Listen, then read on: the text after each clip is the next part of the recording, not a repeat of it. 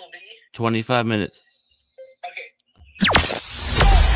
I'm here to be an all-time great. You're now rocking with the best. Purple yellow, purple yellow, purple yellow, purple yellow. The Lakers repeat back-to-back titles. Welcome to the Big Baby Jonathan Sports Podcast. Oh, he's smoking hot. The latest Laker news. Another great Showtime feed. The greatest Lakers show. This is going to be legendary for a long time. This is the Big Baby Jonathan Sports Podcast. Lakers all day. Go Lakers!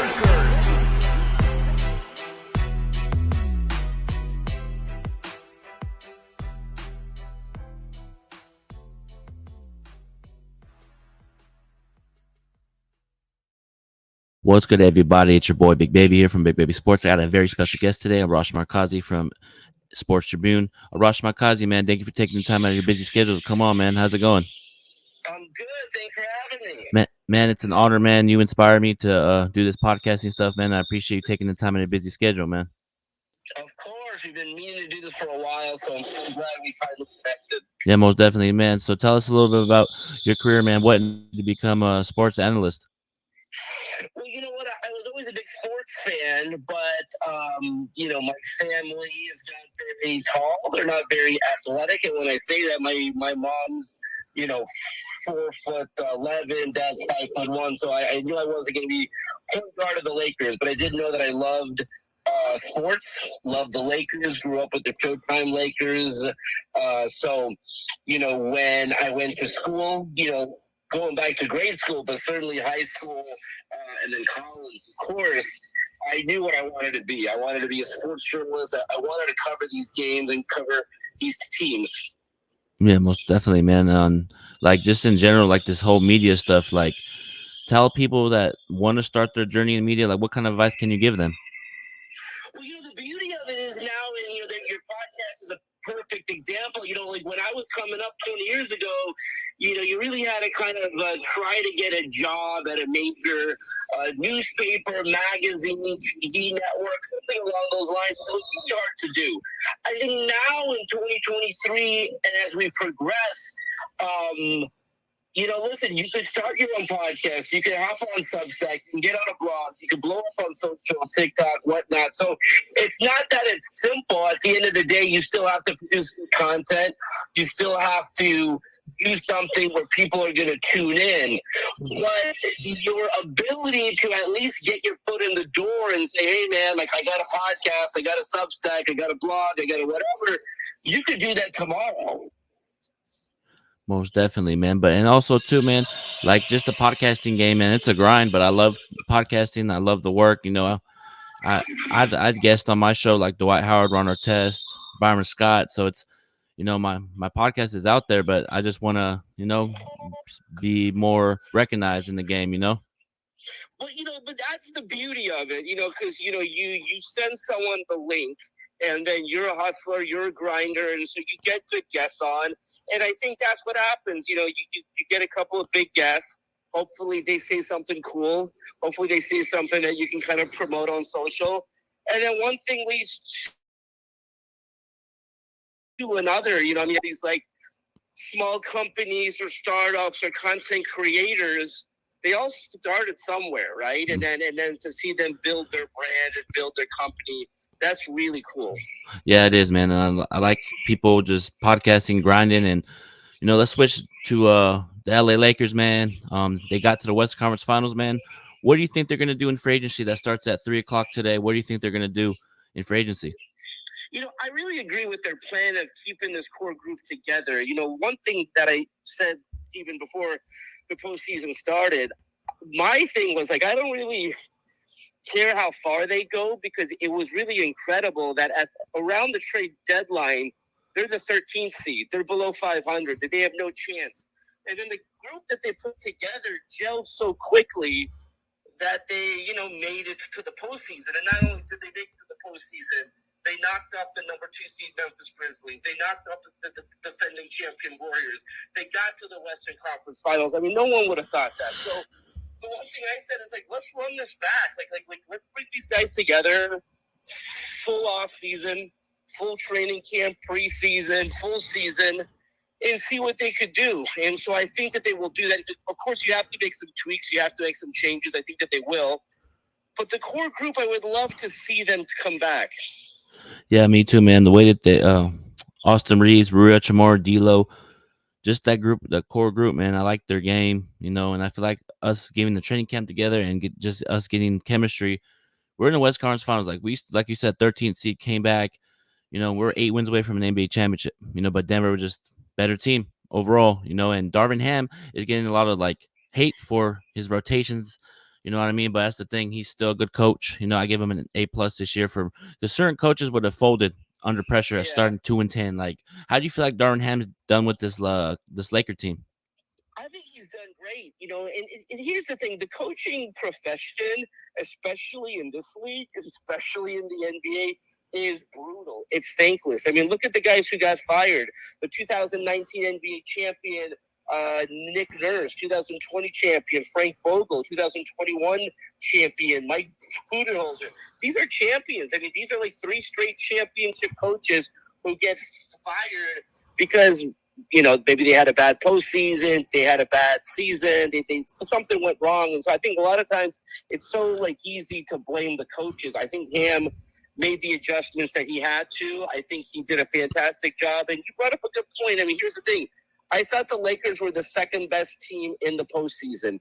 The Denver Nuggets not only won the championship, they had a historic run during the postseason, top 10 in postseason history. So, did they win the championship? No. In my view, were they the second best team? Yes. If they found a way, somehow to beat Denver, I think there's no doubt in my mind they would have beaten the Heat. So, when you look at what you have to do, yes, you have to find a way to beat Denver. It's not simple. The rest of the league is trying to figure out how to do that.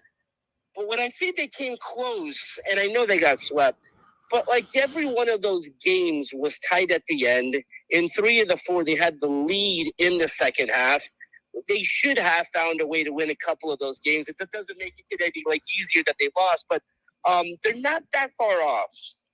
Yeah, most definitely, man. We're not far off, man. Like you said, we're up 16 at 1.13, just gave up the lead. But I feel like if we would executed down the stretch in games 2, 3, and 4, I think we would have probably beat Denver. But just that's how it goes in the NBA, man. You're gonna have those games where you just can't make shots. Your defense ain't there. It's part of the basketball, man. And it's unfortunate, but I feel like the Lakers are gonna come back with the same team and all this James Harden stuff that's going on. Kyrie, man, where do you think Kyrie's gonna be at the end of the day? He goes back to the Mavericks. I think that makes the most sense for him. I don't know exactly why he's talking to the Suns. I think that's just to make headlines or whatever. I mean, I don't know how that deal would even work. James Harden, of course, wants to get traded. Everyone's talking about him going to the Clippers. I don't know how that big 3 would go. I mean, the biggest thing with the Clippers, as we know, is health. I mean, you could put the best team on paper, but, come postseason, if Kawhi and or Paul George are gone, and it doesn't really, they need to stay healthy. So, so my guess is Harden ends up with the Clippers, and my guess is Kyrie ends up back in Dallas. Yeah, most definitely, man. I feel like James Harden's gonna go to the Clippers. Makes sense for them because Clippers gotta get a big 3 over there with Harden, Kawhi, Paul George, plus Westbrook might be back, so they might have a little big 4 over there. Kyrie, I feel like he's just using the Suns as the leverage. If he really wants that 5-year contract, just say, hey, I'm going to go talk to the Lakers. And then Mark Cuban will probably be like, okay, I'll give you the 5 years. You know what I mean? So it's I don't know why, because Suns don't have cap space, but I feel like at the end of the day, he's going to go back to Dallas, get his money, and he'll finish out his career in Dallas. But it's unfortunate, man. I wish my Lakers would have got Kyrie, but it is what it is. But you know what, to be honest, I think it really worked out because I was in the same boat with you. That I wanted Kyrie. I think he would have been fantastic. I mean, there's no doubt LeBron wanted Kyrie as well. I just love the moves that they made at the trade deadline. And I got to give Rob Pelinka his flowers because I was definitely critical of the moves he made of the previous couple of seasons. Just every move they made at the deadline worked. Rui Hachimura, D'Angelo Russell, Jared Vanderbilt, they all fit. And so while I wanted Kyrie, I think the moves that they made helped them a ton. Yeah, me too, man. But that's the thing. I think if we would have got Kyrie, I think we would have probably beat Denver, but our depth would have been shortened. Yeah. You know what I mean? So it's like Rob Pelinka's picking depth over super teams because super teams haven't been really working lately with the Lakers. So they're probably realizing, okay, we're gonna do depth. We're gonna go this route. And I feel like, to be honest, man, I feel like LeBron's probably gonna retire this next year. I feel like this is his last year to retire from the Lakers and go to somewhere with his son. What do you think about LeBron and Bronny James teaming up in the NBA? Yeah, I mean, I think Bronny, I think with the fact that he's going to be at USC, LeBron's going to come back for one more year. And then I think you're right. I think this sort of, he wants to give it one more go, see if he can win a title. But I think he's pretty much set. I mean, people were surprised he was talking about retirement, and I wasn't. I mean, I'm like, listen, 20-year career. I mean, how many guys play 21, 22, 23 years? So I think he's got one more year, and I think it's their goal to put a team around him that can win. Yeah, man, I feel like he's gonna stay one more year and then go, wait for his son. And if his son goes to the Atlanta Hawks, he'll go there. Any team that picks Bronny, LeBron's probably gonna be like a package deal. So, and I'm okay with LeBron leaving the Lakers. It's like the Lakers are doing the moves for rebuilding and the young guys, and just the assets that we have is starting to turn the page. But it's okay. I'm a Laker fan. It's a part of the Lakers journey. They go through this all the time. Superstars come and go. You know what I mean? And if LeBron does leave, they want to be out of a superstars for a long time. Then they never stay out. Exactly, and I think what they have is a connection with Clutch, and I think that's the biggest thing that they have is that they will be in contention for players. If you remember, there was a few years there where Kobe was towards the end of his career. They couldn't get anybody. I mean, people forget that. Like they wanted like LaMarcus Aldridge and other guys like that, and Carmelo, and nobody wanted to come. And so I think now, at least with their connection with Clutch. And listen, LeBron is going to be in Los Angeles long term. Maybe he plays his last year with his son, but that's it. This is sort of like 1 year, and then I think he retires in Los Angeles. I wouldn't be shocked if. Well, here's the thing: LeBron does want to be a part of the ownership group in Las Vegas, but you definitely want that attachment to Clutch because it's been a pipeline for great talent. Yeah, most definitely, man. And I feel like there's gonna be a team in Vegas in the near future, along with Seattle too. Like, yeah, the NBA is gonna be expanded, and I'm excited for it. And you know what I mean? I gotta ask this, man. Give us a Kobe Bryant story that nobody knows about, if you can. Well, I think everyone knows how hard he works, and my favorite story is we're in Orlando, 2009. They're in a position to clinch the title in Game 5, and before Game 5, we're at the team hotel, and it's like midnight, and like Kobe's at the bar, and I'm there as well, and he's drinking Coronas, and I'm like, shoot, like you guys got like a game tomorrow, but and then I go back to my room and I can't sleep, so I come back down to the lobby to get something to drink, and Kobe's in a full sweat, like it's like I don't know what it was, like 3-4 o'clock in the morning, and I'm like, bro, did you sleep? He's like, no, I got plenty of time to sleep once we win the championship. And so, you've heard about all the hard work he puts into it, but it was really true. I mean, truly, truly, truly, first guy in the gym, the last one to leave. And so, like, I always go back to that one. Like, that was my favorite championship. I mean, 2010 was obviously a lot of fun. Game 7 against the Celtics was something about winning that first one without Shaq for Kobe was really important for him. I mean, that championship in particular, that meant a lot to him. Yeah, most definitely, man. That championship in 2009, man, when we beat Dwight Howard in the Orlando Magic. Yeah. You know what I mean? That was a good series. Kobe came out there and took the series over from Game 1. He set the tone early. You know what I mean? That's why Kobe Bryant's the greatest, man. He sets the tone early. He just dominates. He just doesn't take any plays off. He'll play through broken fingers, sprained ankles, and I actually have a Kobe Bryant story too. He actually followed me on Twitter one time, and we had a conversation and stuff. So, I love that. yeah, that's good. And we talked, and he said, "Keep up the great work on your podcast, and keep striving for greatness." So that kind of is really good for me, So I keep pushing on this journey. And tell us a little bit about your sports website, the sports Yeah, website, so Sports Tribune. the Sporting Tribune really covers sports in Southern California, Las Vegas, Hawaii.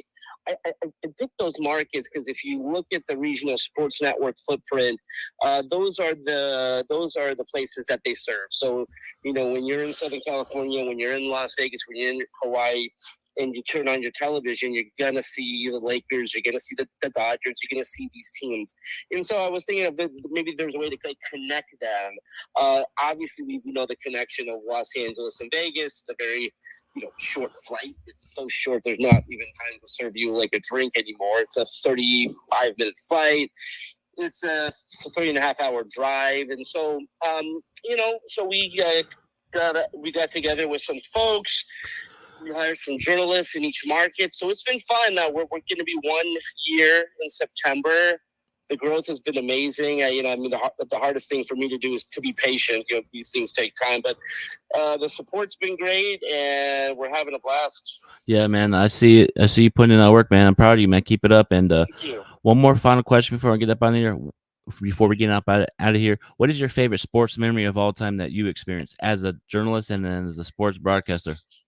Oh, man, that's a great question, because it's still surreal for me as a sports fan in Los Angeles to be in the position I'm at. But I think I told it to you, 2009, it was really my first time being at the team hotel. Okay. And it was really by chance. Normally, like as a reporter, like I'm not at the team hotel, I'm somewhere else.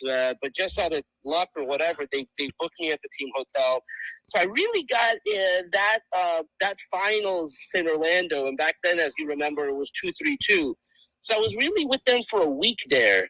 Breakfast with Phil Jackson and the staff and getting to know Kobe. And it just, that was my favorite. And then at night when they won the championship, and I have this picture of, Kobe doesn't take his jersey off. That's how much the title meant to him. Like, he still had his jersey on post game, and so they had a party back at the team hotel that I got to go to. It was just such a thrill. Yeah, man, and that's good. I'm glad you experienced that, man, because I'm trying to get to where you're at. You know what I mean? And what kind of advice would you have for me to get to your level? Do exactly what you're doing. I have a lot of respect for you, the grind that you put in. You don't take no for an answer. You could tell that this means a lot to you, and I think that shines through like over time, where you just got to be consistent, and so people will tell you no, or people won't come through at times, but as long as you grind, as long as you're consistent, as long as you show up, good things will happen to you. Yeah, most definitely, man. I appreciate that. And Arash MARKZI, thank you for taking the time out of your busy schedule. Thank you for coming on Big Baby Sports. Thanks, brother. I'll talk to you soon. All right, later. Thank you, Arash MARKZI, for coming up on Big Baby Sports, man. That was a good show today. Hit the like button, subscribe to the channel, turn on post notification for each and every podcast, man. Have a great one, Laker Nation. Peace.